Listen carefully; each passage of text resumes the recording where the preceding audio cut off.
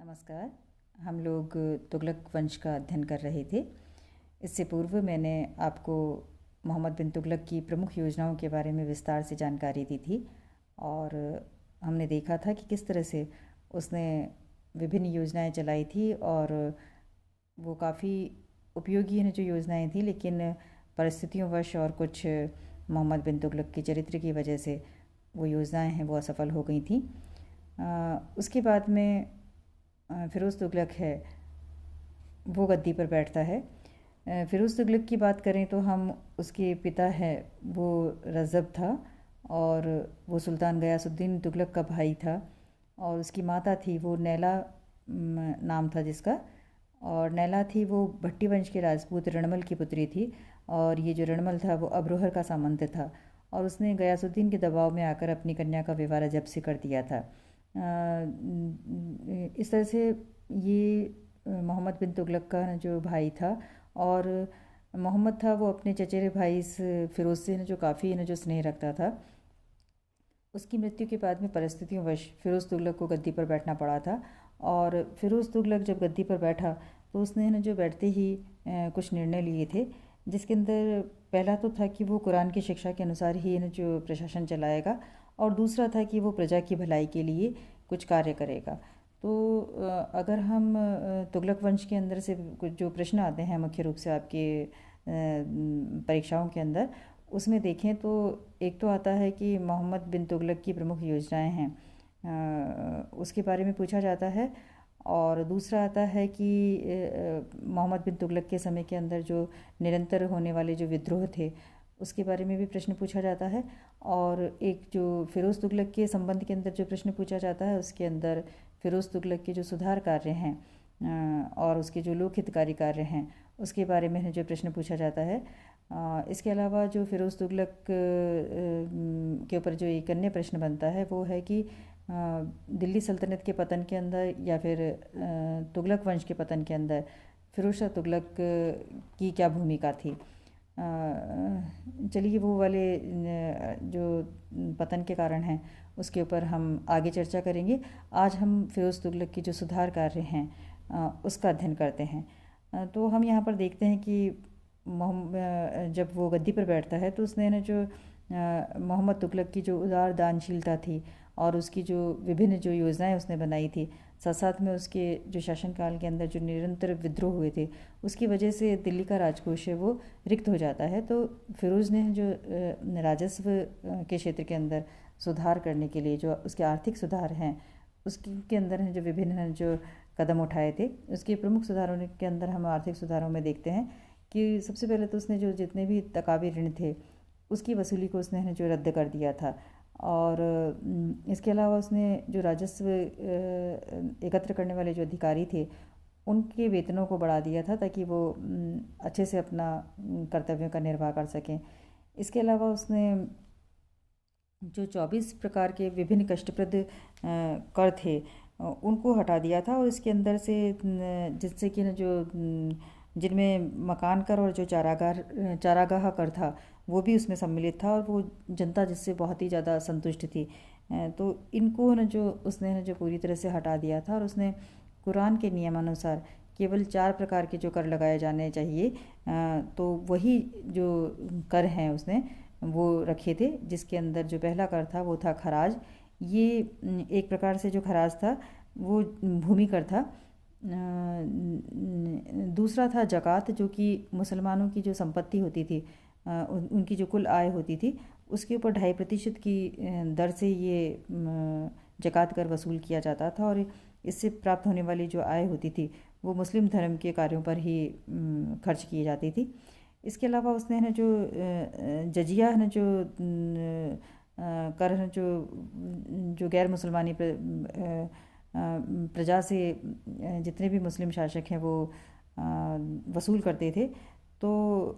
यहाँ पर जजिया कर वसूल करने का जो सवाल है उस पर फ़िरोज़ ने अत्यधिक जो सख्ती का परिचय दिया था। अब तक उस किसी भी सुल्तान ने ब्राह्मणों पर कर नहीं लगाया था, लेकिन फ़िरोज़ ऐसा सुल्तान था जिसने ब्राह्मणों के ऊपर भी ये जजिया कर है उसको लगाया था। चौथा जो कर होता था वो खम्स होता है, कुरान के अनुसार, जो कि युद्ध में जो प्राप्त लूट होती है, युद्ध के अंदर प्राप्त लूट का जो धन मिलता है, उसके अंदर जो राज्य का हिस्सा होता है उसको खम्स कहते हैं। हम यहाँ पे देखते हैं कि अलाउद्दीन खिलजी और मोहम्मद बिन तुगलक थे। उन्होंने 4/5वां भाग राज्य का हिस्सा निर्धारित किया था, लेकिन फिरोज़ ने इस्लामी नियम के अनुसार 1/5 भाग राज्य का और 4/5 भाग सैनिकों को उसके ऊपर जो देना स्वीकार किया था इसको। इस तरह से उसने कुरान के नियमानुसार ही कर लगाए थे। इसके अलावा उसने क्या किया था कि उलेमाओं की स्वीकृति ली, और उलेमाओं की स्वीकृति से उसने जो वे किसान जो कि सरकारी नहरों से अपने खेतों की सिंचाई के लिए पानी लेते थे, उस पर कुल उपज का 1/10वां भाग था, वो सिंचाई कर के रूप में लगाया। इसी तरह उसने जो संपूर्ण राज्य की आय व्यय का एक अनुमानित है जो विवरण है, वो भी है ना जो उसने है जो प्राप्त किया था उसने, क्योंकि उसने क्या था कि अपनी आय व्यय को संतुलित करने के लिए एक मोटा मोटा अनुमान है जो तैयार करने के लिए उसने हिशामुद्दीन नामक एक अनुभवी राजस्व पदाधिकारी था, उसने सारे प्रांतों का दौरा करके राजस्व अभिलेख हैं उनकी जांच करके खालसा भूमि, यानी कि जो दिल्ली के आसपास की जो भूमि थी, उसका राजस्व 6,85,00,000 टन का वार्षिक निश्चित किया था। इस काम को पूरा करने में उसको लगभग 6 वर्ष का समय लगा था। लेकिन इसके बाद में सल्तनत को भूमि कर से मिलने वाली आय में किसी प्रकार का कोई विशेष परिवर्तन नहीं करना पड़ा था। तो फिरोज़ की मृत्यु तक ये व्यवस्था कायम रही थी। तो एक तरह से हम कह सकते हैं कि इसका जो राज्य की जो आय व्यय का जो अनुमान है, वो विवरण है उसका तैयार होने के बाद में वो निश्चिंत था कि भी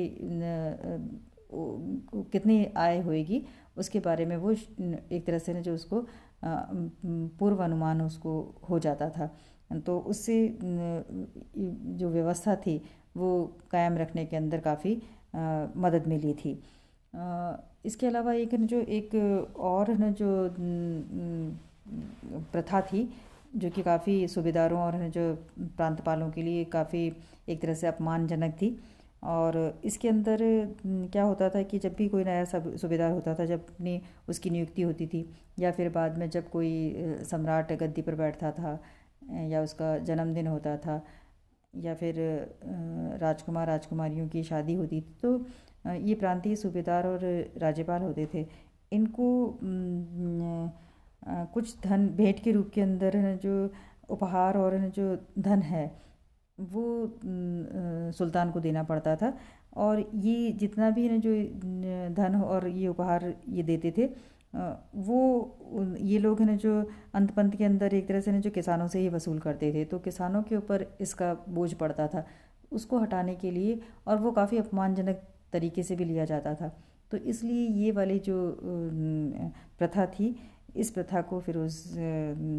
तुगलक ने समाप्त कर दिया था, जिससे काफ़ी एक तरह से कह सकते हैं कि किसानों को इससे राहत मिली थी, और जो सूबेदार थे उनको भी एक ना जो जिस अपमानजनक तरीके से उनको देना पड़ता था, उससे भी उनको छूट मिली थी।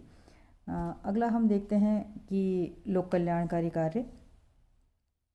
फिरोज़ तुगलक ने लोक कल्याणकारी कार्य को करने के लिए काफ़ी सारे हैं जो कदम उठाए थे।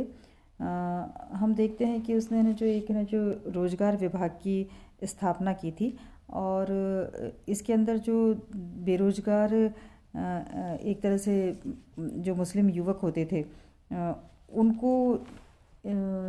ख़ास तौर से लिपिक वर्ग के ऊपर है जो नियुक्तियां इनको दी थी, और एक जो रोज़गार विभाग की स्थापना की थी, जिसके अंदर जितने भी युवक थे, मुसलमान युवक थे, वो उसके अंदर अपना नाम लिखवाते थे, और उनको सरकार है वो नौकरी देने की पूरी एक तरह से कवायद करती थी। उसने एक जो खैराती अस्पताल भी बनाया था, जिसको कि दारुल सफ़ा कहते थे, और इसके अंदर काफ़ी योग्य वैद्यों को रखा गया था, और इन अस्पतालों के अंदर जो रोगी आते थे उन लोगों को मुफ्त के अंदर औषधि के साथ साथ है जो मुफ्त ही भोजन भी दिया जाता था। एक और उसने ना जो विभाग खोला था दीवाने खैरात, जिसके अंदर जो मुस्लिम है जो विधवा होती थी या फिर अनाथ बच्चे होते थे, उनकी जो परवरिश की जाती थी, और जो निर्धन जो मुसलमानों की जो स्त्रियां होती थी, बच्चियां होती थी, उसकी विवाह की व्यवस्था भी जो सरकारी खर्चों पे की जाती थी। इसके अलावा उसने जो सुल्तान की तरफ से जो दूरस्थ स्थानों और विदेशों से आने वाले जो यात्री थे, या फिर हम कह सकते हैं कि कुछ व्यापारी थे और पर्यटक थे, उनको भी जो आर्थिक सहायता का देने का इसने जो प्रबंध है फ़िरोज़ शाह तुगलक ने किया था। इसलिए फ़िरोज़ शाह तुगलक के जो और भी सुधार कार्य हैं वो जारी रहेंगे। हम अगले वीडियो के अंदर उनका अध्ययन करेंगे। आज के लिए बस इतना ही। धन्यवाद।